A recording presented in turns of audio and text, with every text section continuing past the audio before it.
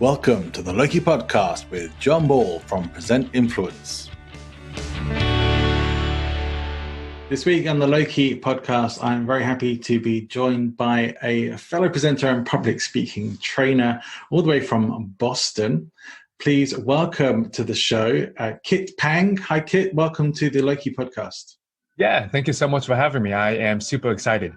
I'm really glad to have you here as well. Now, Kit, you pushed me to having my very first Facebook Live session the other day, and it was quite the ride. You asked some great questions. Yeah, how did it feel for the first Facebook Live for you?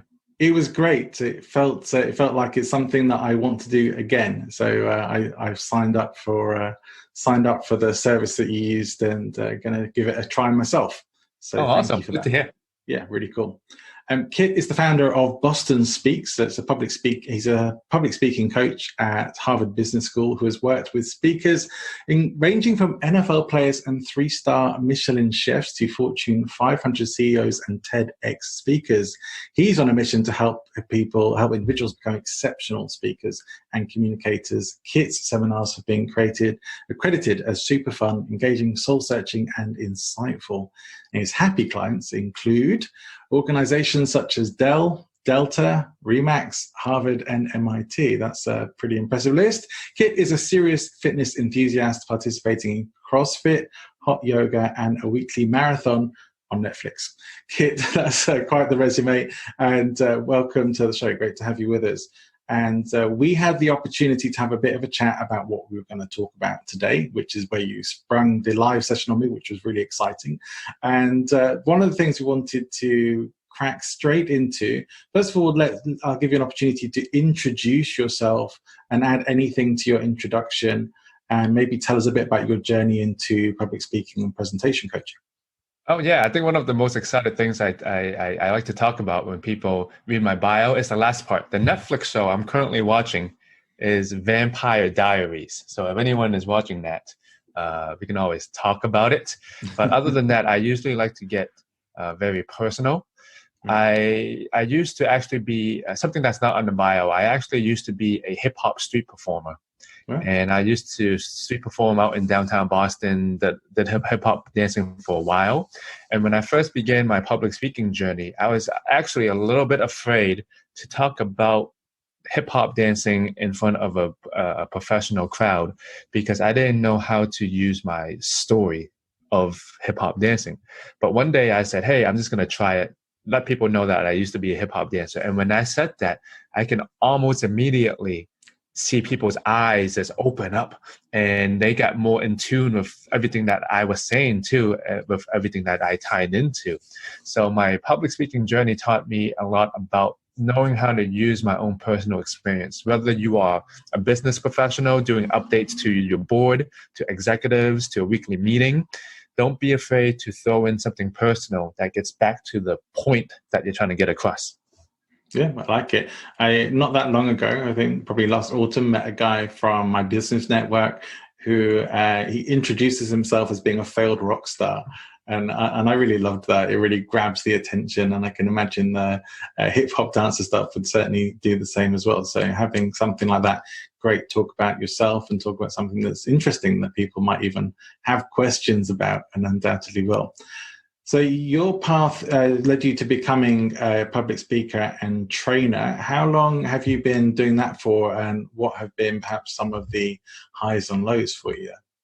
I've been doing that for 3 years, but actually, John, I want to get into this a little bit later. I want to ask you, what's one thing that you don't think your audience knows about you? But maybe think about that as I'm okay, interested too. I've been doing it for 3 years, and I think one of the best things that propelled me as a speaker trainer, it was something that I picked up a long time ago. I think a lot of people feel the imposter syndrome.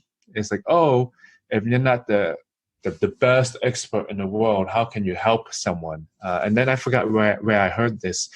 A 5th grader is an expert to the 3rd grader.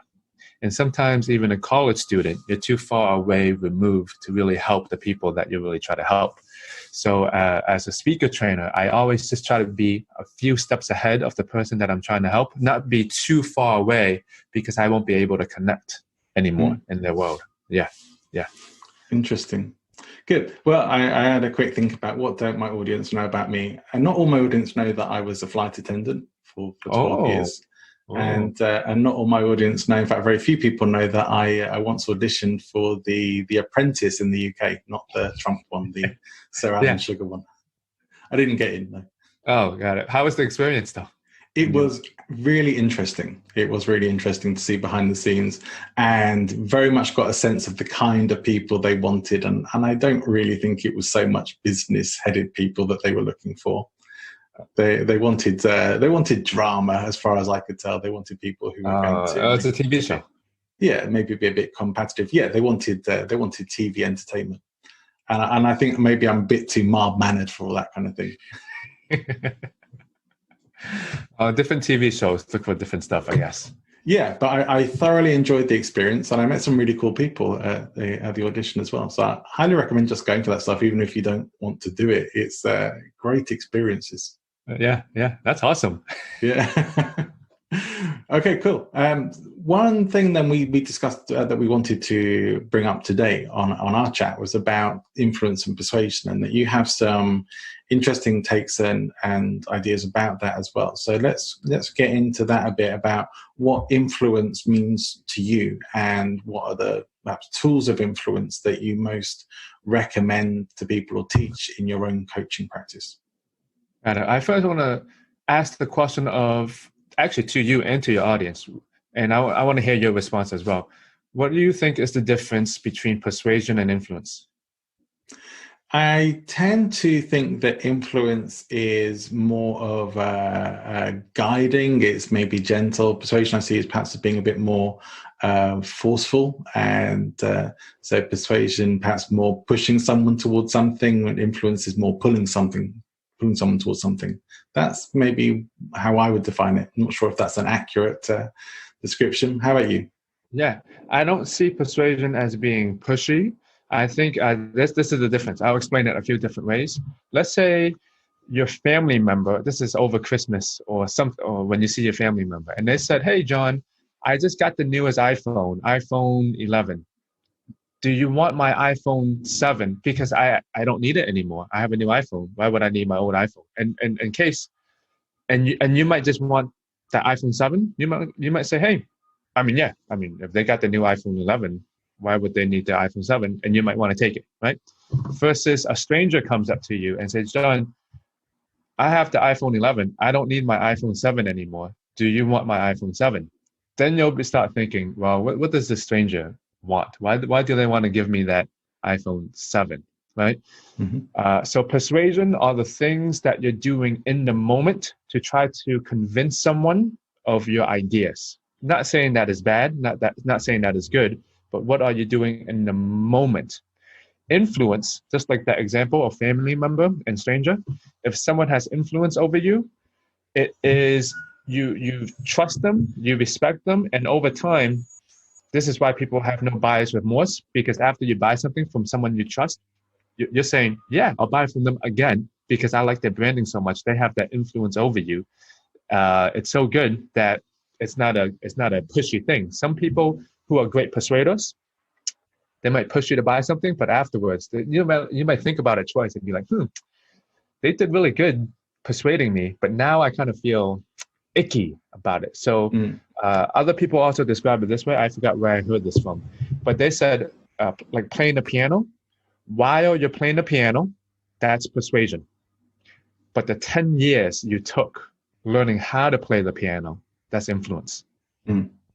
So influence is kind of a way of being. It's how you're living, is your brand. Action speaks louder than words. It's that. While persuasion is in the moment. What are we doing with our body language, the things that we're saying? But again, influence is the bigger thing.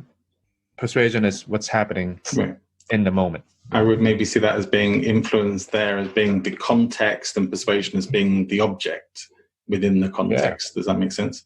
Yeah. So influence is more like the environment that has been built up, such as trust, which is a big part of that. Whereas the persuasion perhaps is more the direct convincing. Yeah. Yeah. Okay. Exactly. Cool. And this is when we go into, oh, well, now people will then ask, well, if we split out persuasion and influence, how do we build influence versus how do we build persuasion, right? Now it's its own separate topic. So when we talk about persuasion and influence, we do have to talk about power. Why do people have power over others, right? Mm-hmm. And here are some reasons why. One is because of ranking, right? What ranking are you in your company? If you are the CEO, well, you're at a higher rank than someone else, right? There's the ranking, there's the status. Another one is basically, do you have the information? If you know information that other people don't know, well, you have more power over them. Let's say it's a stock market and you have some insider information that no one else knows. Well, you're the only person that knows right now, right? But these types of power are sometimes the most common. But what we want is, when we think of influencers, like the social media term, it's not the ranking.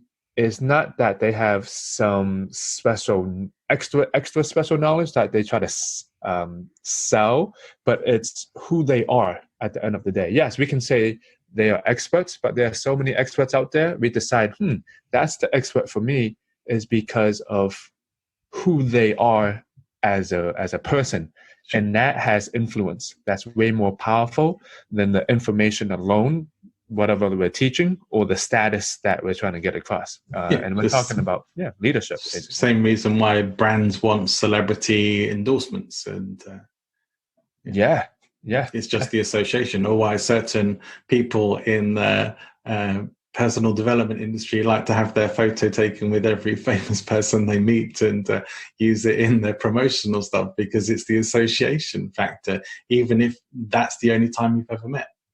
But people make these associations. But if you think about these things, like what you're saying, it's also who you associate yourself with. Yeah. But the three things that I'm describing, right, like who you are as a person, the information, you can say your expertise, and then your ranking. If you really think about it in that order, that is one of the best orders to have. Who are you? Are you an expert? Do you have information? And then care about your ranking at the end of the day. But they all still evolve and help each other. How you can build influence over other people.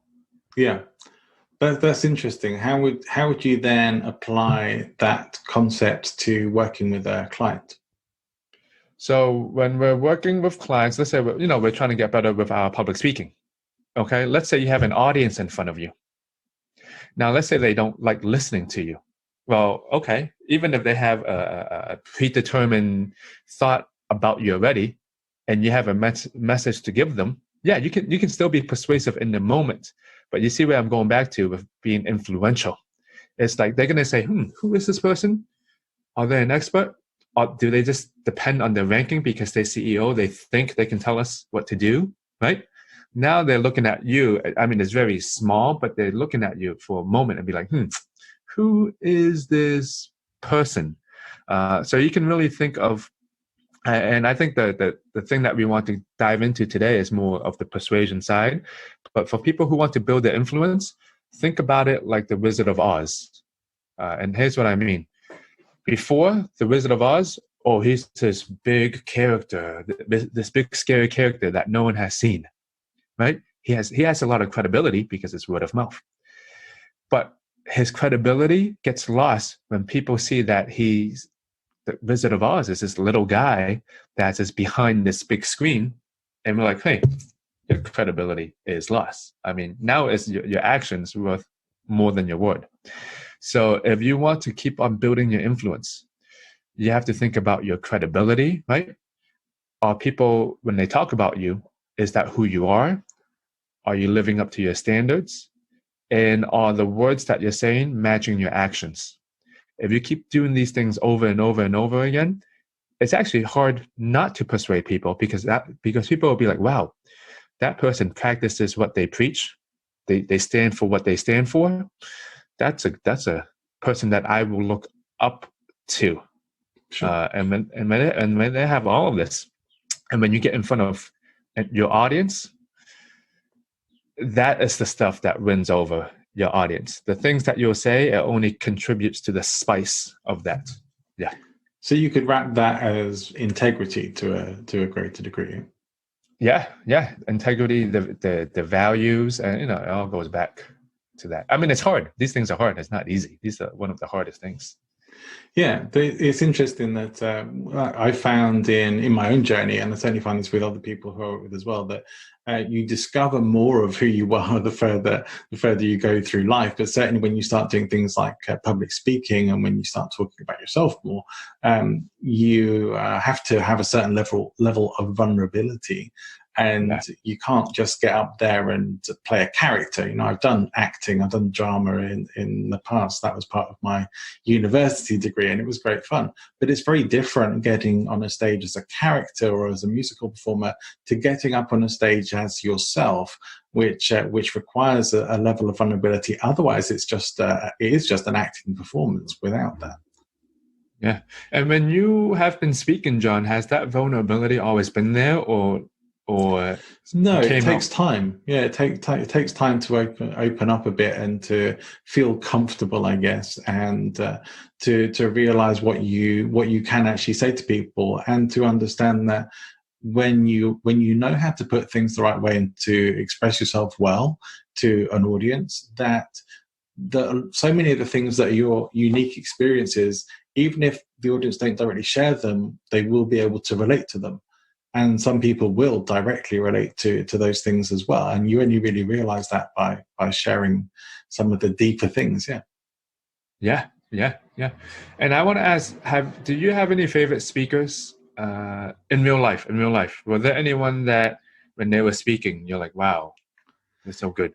Yes, I'd say one of my favorite speakers, because I did work with in a training that he was working at a while back. So I got to see him speak quite a few times. There's a guy called Les Brown. Maybe you've heard of Les Brown. Yeah, Les Brown. Yeah, really funny speaker, really very engaging, very heartfelt, and hilarious as well. Really funny guy too.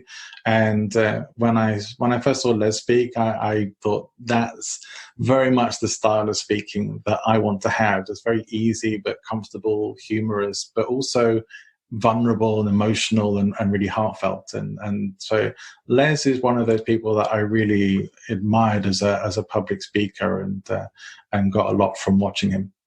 Yeah, and like exactly what you're saying, John, is like the vulnerability. It takes time to even hone that skill of being vulnerable in front of an audience. Just like what I was saying earlier, right? When we're actually playing a piano, that's persuasion.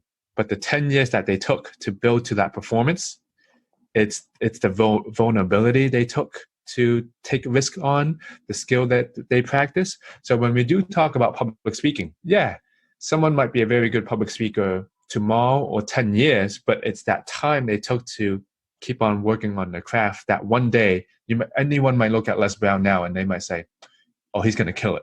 Not because he started yesterday, it's because he took time to really build that skill up. Yeah, absolutely. How about yourself? Do you have any favorite public speakers? My favorite speakers are actually some people that host events, like MCs. What I love about MCs are they make the boring engaging. It's like they're announcing a sponsor, and they make it the most fun thing ever. And that's what I look for. It's like, how can they take something that's so mundane, like talking about the Wi-Fi password, but they make it so exciting and so engaging.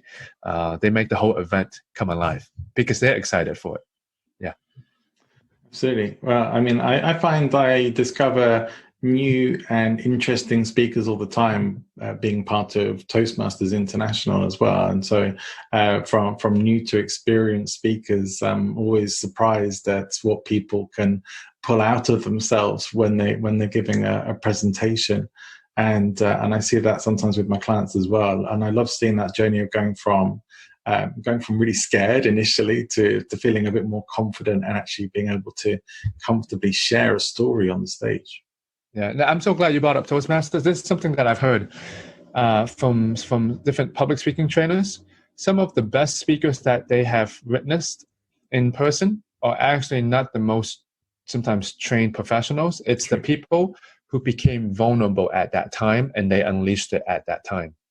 It's that moment that they can't recreate again. So that's why it makes that moment special.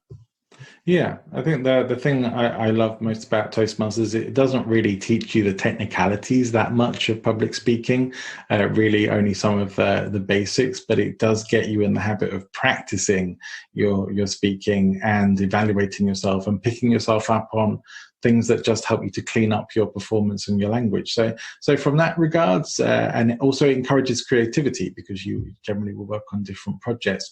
Whereas when you see people who, I agree, when you see people who've been to lots of presentation trainings, and something that I did several years of multiple presentations, you learn lots of tips and tricks and what certain things mean or how to use the stage in certain ways. And you can certainly use all of them, but whilst you're learning them, things don't look very natural or don't seem very natural. And so you don't really end up with quite the level of natural engagement that you might get from somebody just getting up who's untrained and giving a really heartfelt talk. Yeah. But I do have to say, John, when people do want to be natural, they do have to practice the foundations to be natural.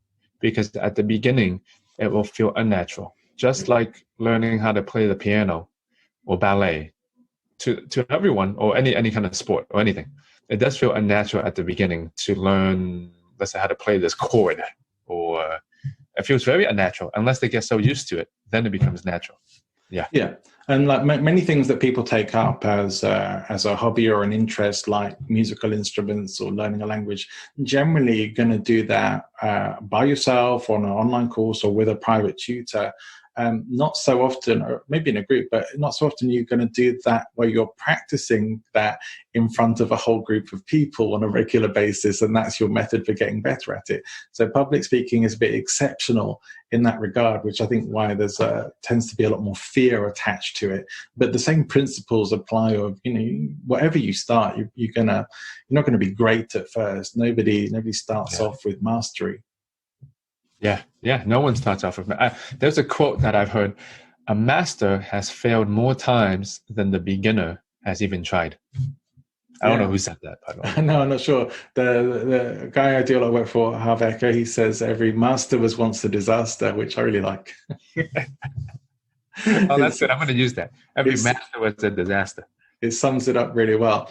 And it's true, and we all have our journeys to improvement, but the curve is usually a lot quicker than we think it is. It's nearly always the fear of what you think is going to go wrong, or what could possibly happen.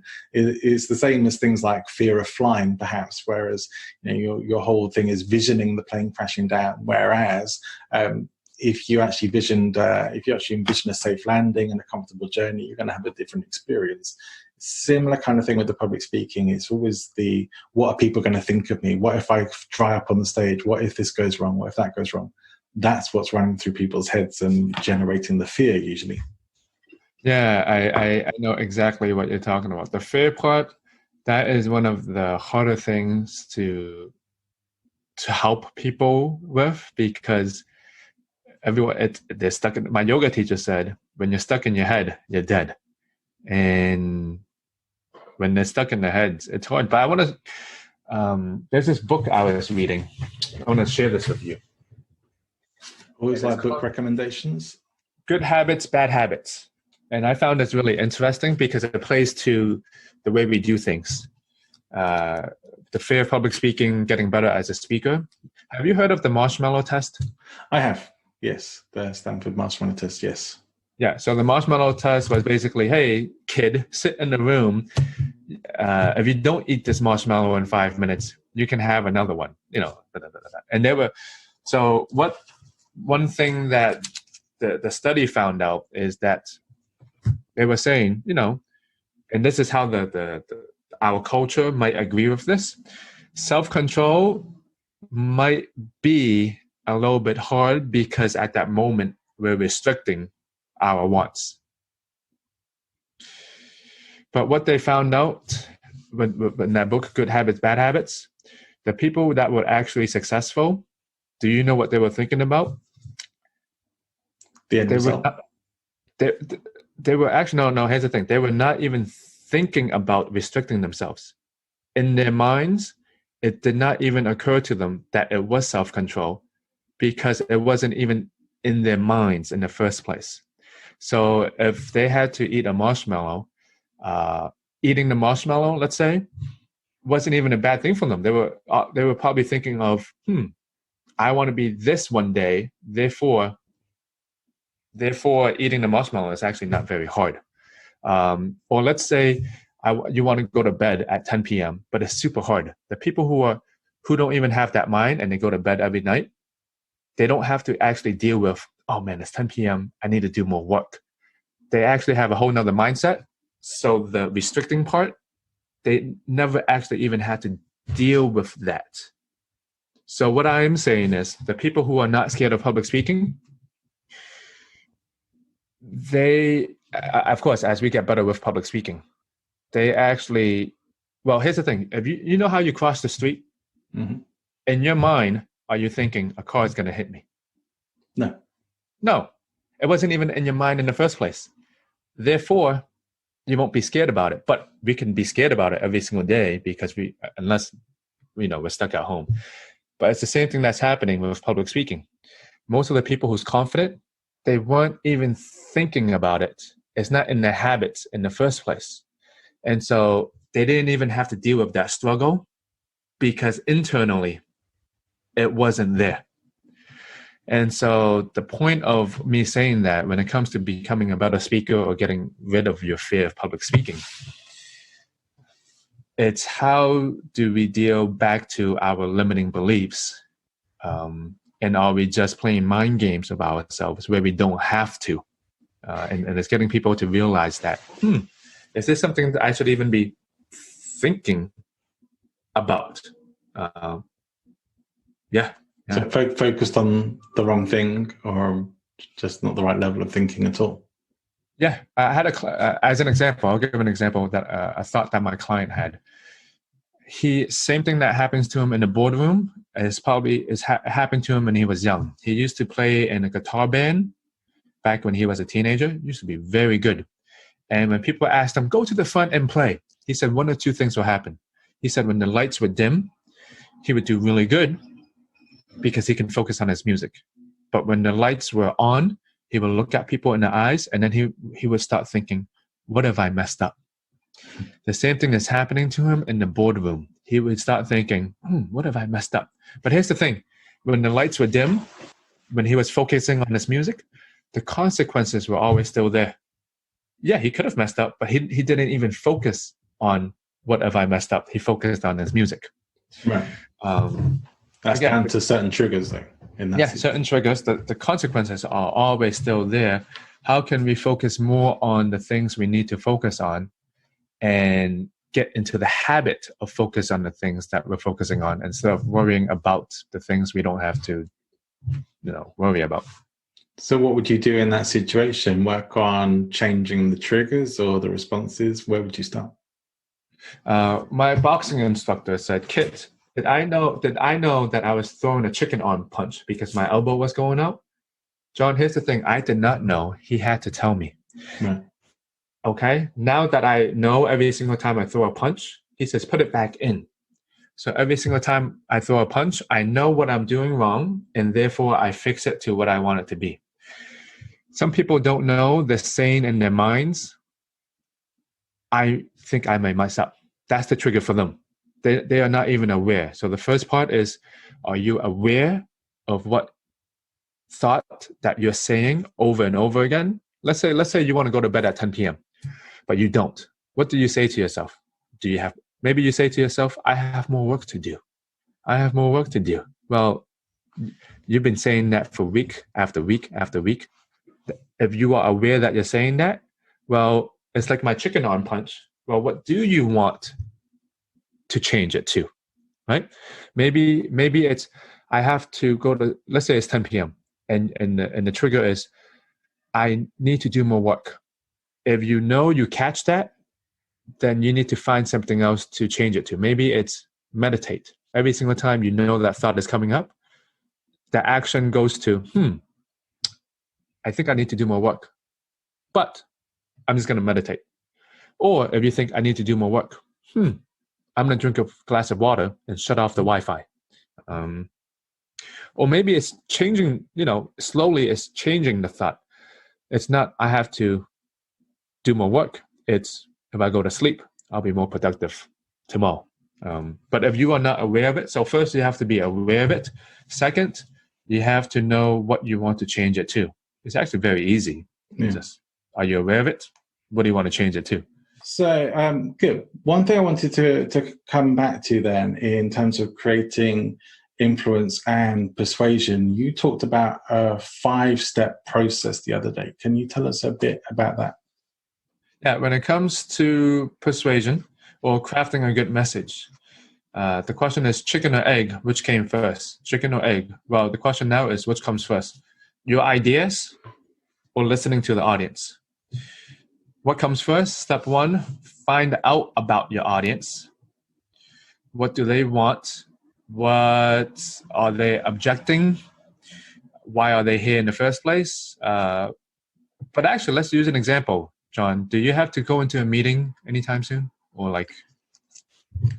Most only online at the moment. So, but yes, I have some business networking meetings this week, a Toastmasters reunion, a few things. Okay, here's the thing. Now it's a one-on-one conversation, a group. But let's say it's Toastmasters, a group of people who wants to practice public speaking and the business professionals. Now, let's say you have to come up with a speech, okay? And your speech is you want to convince them to buy a better mic online, okay, to use online because everyone's working at home. You need to buy a good mic. So that's your idea, right? You need to buy a good mic. So what I was talking about earlier, should you try to build out your argument, or should you find out about them first? Okay. The question is, find out about where they are, about how they would feel about buying a mic. So let's talk about it. If you were really trying to convince your Toastmaster friends to buy a mic, what kind of objections do you think they might have, or where are they? Some of them would be on price, probably. Price, okay. Because especially as we have quite a few students in the club. What else? That maybe they don't need it, because they don't really do speaking that requires a microphone, other than on the online meetings right now. So maybe those are probably the most likely objectives. Okay, good. Let's say even those two, right? Pricing, and they might not need it because they're not using it. They can just have headphones, okay? So if we never talk about those things and they're always thinking about it, then they will always be thinking about it.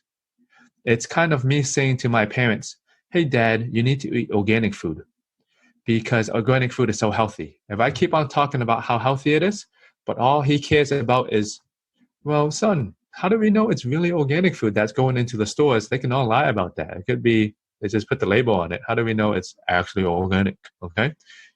Now, if that's what he cares about, and all I keep talking about is super healthy, but I never address his points, at the end of the day, he won't even be listening to me. So even if you start out with, Toastmaster friends, I know that we're all working at home, and getting a mic for you, maybe you don't even use it that much because you're not on it 24/7, right? Now, if you're directly talking to them, that's why their ears will perk up. So if you know a lot more about them, therefore, step 1 goes into step 2. Now you can brainstorm and have a lot more ideas, right? Even if you know, okay, pricing is one for them, they might not use it a lot. You know how many more answers and content that you will have before you even started digging, okay? So listen to them. Try to find out as much as they can.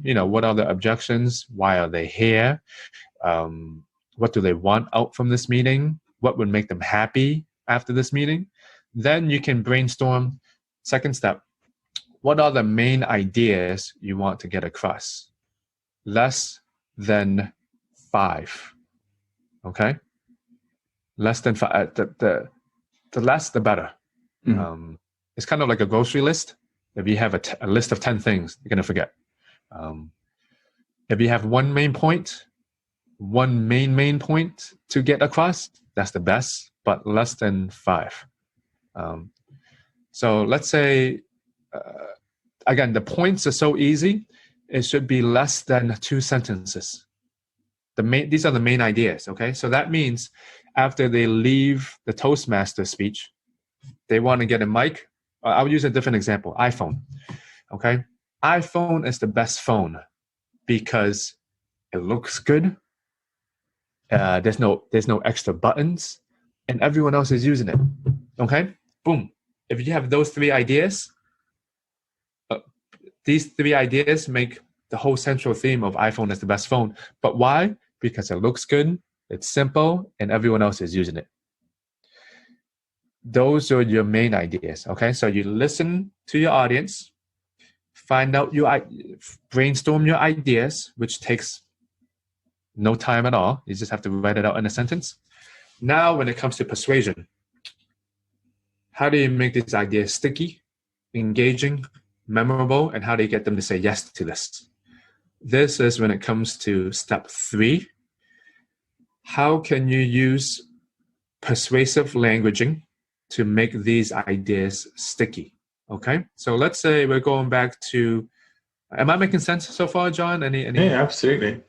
No, I understand. I mean, similar to, we'll talk about so far, but similar to general marketing principles of getting in the head of your audience, being able to kind of speak in a language they understand, preconceiving potential objections, and understanding their desires, aspirations, their problems, and their pain as much as possible. That's going to give you a much clearer way to communicate. That's just as true in persuasion from a stage or platform as well. Yeah. So let's bring this back to the mic example, okay? Can you give me one idea you want to get across if you're getting them to buy a mic? What's one idea? Okay. Improvement on voice quality. Okay. Improvement on voice quality. Okay, now let's make this a little bit stickier now. Why is it important to them? Because if they sound better, they'll be more influential. Okay, good. So your main ideas should be important to your audience. When I first asked, what's one idea you want to get across? Well, the mics improve your voice quality. Okay, yeah, that's good, right? But again, to refine that idea, buying a mic will improve your voice quality so you can be more influential when you're speaking on camera or in your meetings or when you're doing a presentation, when you're working from home. Okay, now they're thinking, oh, wow, yeah. When you make it, your ideas, again, should be important to your audience. Not important to you, but to your audience. So just by saying that is actually not sticky enough, right? Buying a mic will help you become more influential to your future meetings. The question now is, you have an idea. How do you get people to accept this idea? This is where it goes down to, this is basically basic argument. How can you use data? How can you use stories? How can you use similes? How can you use contrast? How can you use, how can you motivate them and share a testimonial? Okay. All of these things are built on the idea. Most of the time, you just share stories or testimonials or experiences just to share them. But if you have no idea to back that up on, it won't be memorable. Okay. So, John, can I ask you to share an experience? Here's a contrast, okay? Someone who doesn't have a mic and someone who has a mic. Sure. Do you have an experience of someone who doesn't have a mic and someone that has a mic that helps people improve their voice quality and become more influential? Yeah, sure. So, the online Toastmasters meetings would probably be a good example. In fact, we just had a competition meeting the weekend for my club or my district. And some of the people had really bad audio because maybe they didn't have, I think they were just using their inbuilt microphones. And some people had much better microphone quality because they purchased a better microphone. Some of them could be heard. Some of them couldn't be heard very well. Some of them sounded really crystal clear, and some people sounded very distorted. Yeah, boom. That's it, right? What you did was you had an idea and you used an example to try to make the idea sticky at the end of the day, right? So now is, if you're really trying to persuade someone, will that be enough to do it? That's what we're talking about. Can we actually get people to buy a microphone only with that? Depending on where the audience is, right? Now, if you really think of the question why and how, do we need to use more? Do we need to use other tactics? Now we're down to the tactics. Maybe you can then, after you said that, you can then ask everyone, what do you think about having a mic right now? Do you think it's important in your life? Once they give you more answers or questions, you will have more answers yourself. Yeah. Well, right now they might think it's important. Everyone's doing stuff online, right? Yeah, right now. So when we're talking about persuasion, I just want to back this up. First, we're saying, if we're using this as a mic example, that they want to be influential or successful. Okay, we're already thinking that, but is that true? We don't know. Okay, the audience is saying they want to be more influential. So therefore, that we know this about them. So listen to your audience.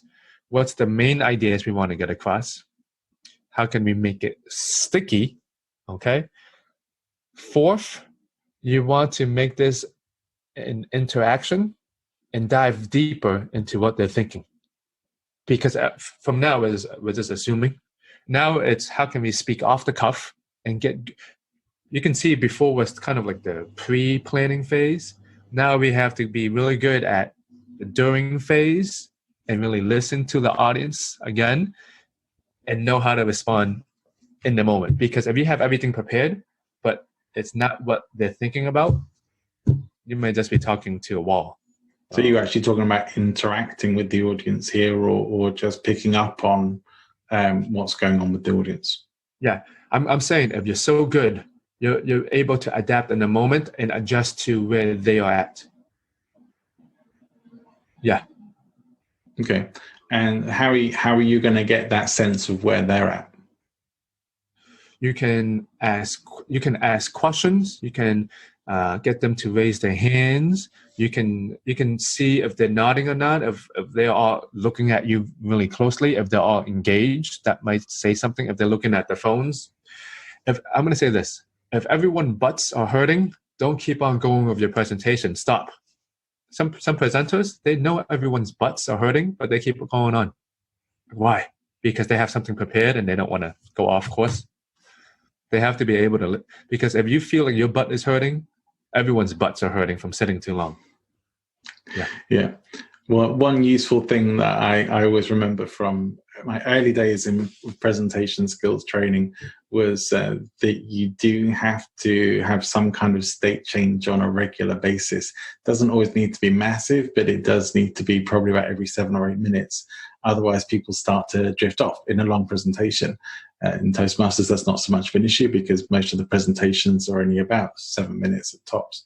But yeah, in a longer talk presentation, it could be that partway through you get people to stand up and have a stretch. And I've done that before in bigger presentations, and it's amazing how many people don't do it, but people always feel better when you do it, and you can actually get a bit more engagement then and then bring them back to it, and the whole energy changes and engagement stays up. So there's stuff you can do that can get them back, especially if you see that they're switching to looking at the mobile phones or not really paying attention or engaging. Yeah, and that's a skill by itself, knowing how to be in the moment. That is part of public speaking, a good public speaking and good persuasion. Because again, persuasion is happening in the moment, not what you planned, it's what's in the moment. One of the things I will often teach, and I certainly teach it to my clients, and I teach it to anyone in public speaking, is that you have to consider the emotional states that you want to generate in your audience. And so it's not necessarily just considering where they are, but depending on the kind of presentation, but maybe not to some degree, what are the most useful emotional states that you want them to be in? And then to actually put yourself in those states, because the best way to help them get there is to lead them there through your own state. Which means, obviously, if you come in with too high, super high energy, and you're too big and up there, there's going to be a huge chasm between you and your audience. So it's not good. You still want to have good energy, but not to a level there's like people just going to just blow my brain. That's too much.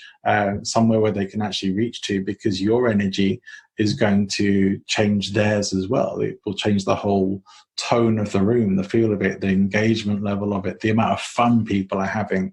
That comes from you and the energy you put yourself in, not just the words you say. Well, John, let me ask you this. Let's say you want to get into their heads and you want to know about their energy level. What if someone says, well, how do I know how they would feel? What if they don't know how they feel? What would you suggest? So there are some things you can do as a presenter, like reading body language to a degree. So although body language, you can't take it as being always read that everything, one thing means this and another thing means that. There are things like somebody who's got their arms and legs crossed is a bit closed off and probably a bit disengaged. Staring at the mobile phone is a very clear indication they're disengaged. You can usually get a pretty clear idea from people's faces as to whether they're interested or enjoying a presentation or if they look bored. So, I mean, it's physical cues initially that you can pick up on. In those sorts of situations, it could be hard to ask questions because you might just sort of hear crickets and tumbleweed in the background because no one's going to say anything. But yeah, I would look for initially the physical cues and say, well, from what I can see or from what I'm sensing here, this is the energy I'm getting. Yeah. Love that. That's great. As a presenter, have you ever come across this idea of the presenter state? The presenter sort state. of expanded awareness where you're not in foveal vision, you're in peripheral vision. So you're kind of seeing the whole stage. When you're in peripheral vision on a stage, you're not directly looking at anyone particular, but you're kind of looking at everyone, and you start to notice these movements as well. And you'll when you're not too stressed out about what you're talking about, trying to remember stuff, you can actually start to notice a bit what's going on in the audience and pick up on cues from it that way. And it's surprising how much you can pick up on just from that one thing.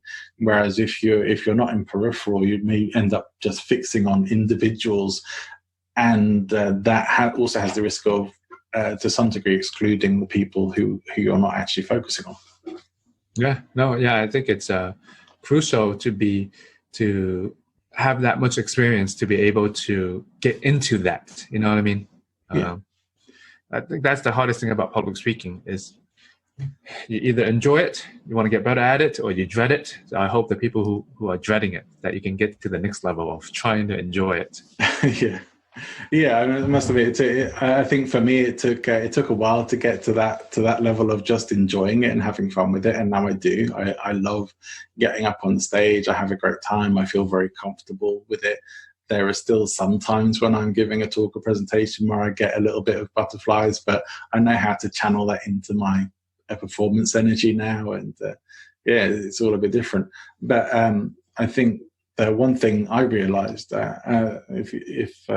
maybe this is an interesting thing to share, I don't know. When I did my very first Toastmasters competition, and I was really ready for it and thought I had a great talk, and I easily won my club level, and I was really excited to go through to the next level. And the competition and the next level I was a bit more well matched, and so it was a bit more serious. But I still expected to win, and then I didn't, and it was really, really disappointing. Oh. And it got me to go and take a look. You know, I'm one of those people. I'll pore over things and analyze the heck out of it. And so I went home thinking, why was I really expecting to win, and why didn't I? What was I missing? What was the mismatch there?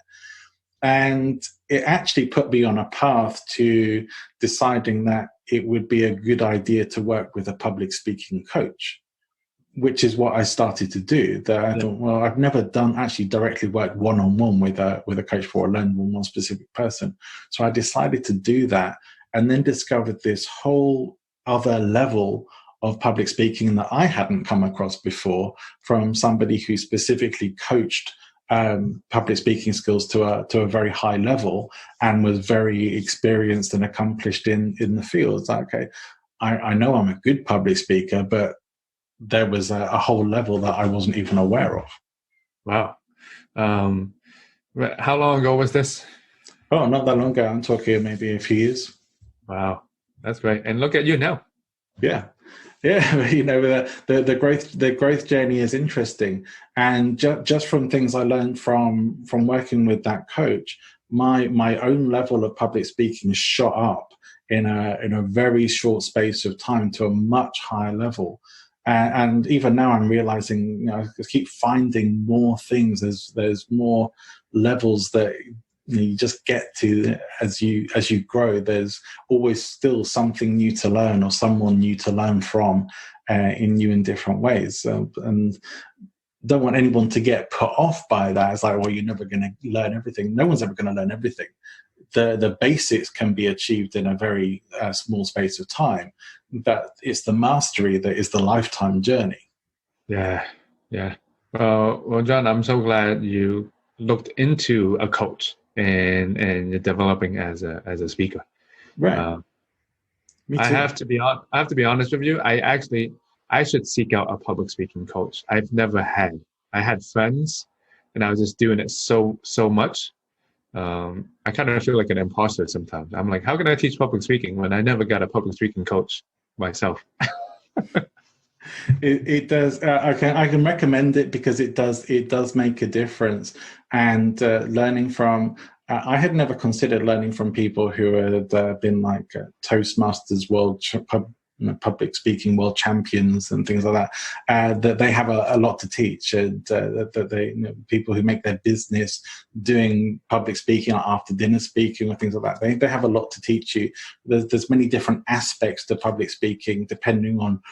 There may be bits that you want to master and bits that you don't really care about, but the bits that you do, there are people who can help you get there quicker, for sure. Like you, I had never really thought, Toastmasters enough. I get a lot of feedback on a regular basis from all different levels of speakers, but actually working one-on-one with the coach and getting specific feedback, guidance, instruction on the things that make a bigger difference. That was one of the things that inspired me to move my own coaching much more into working with public speaking and presentation skills and influence and persuasion, the things that I'm passionate about, and the reason for starting this podcast. I mean, this podcast, as some listeners will know, those started off from a Toastmasters project and has just kind of blossomed from there. Oh, wow. That's so great to hear. Yeah. So I highly recommend it.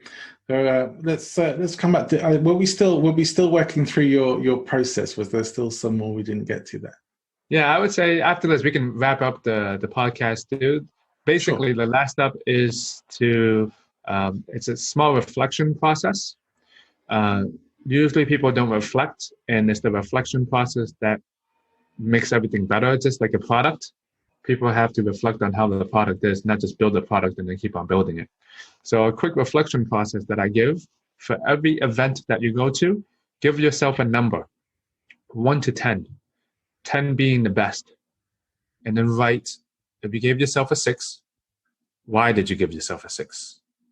So if you do this for every event throughout the month or year, well, you better be getting higher and higher numbers.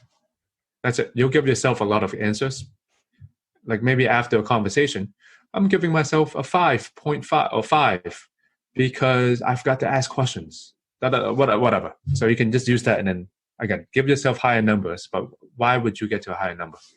I really like that. I like the principle of self-evaluation. I use a productivity journal every day and every week, and I rate myself each day on my level of how I feel about what I've achieved, and have those daily reviews, and doing it with something as specific as this.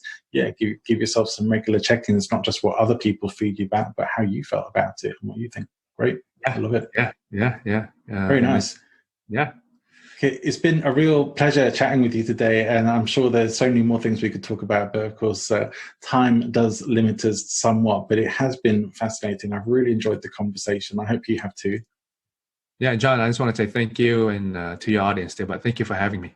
Some of my audience are going to want to know how they can find out more about you and how to get in touch with you. So could you share that with them? And maybe one final thought that you'd like to leave everyone with? Yeah, I would say one final thought is keep on listening to your podcast, John, because you're giving some good content out. When it comes to more effective speaking, it's kind of like riding a bicycle. Don't read too much about this is the opposite of what the things we're doing, but don't read too much about public speaking.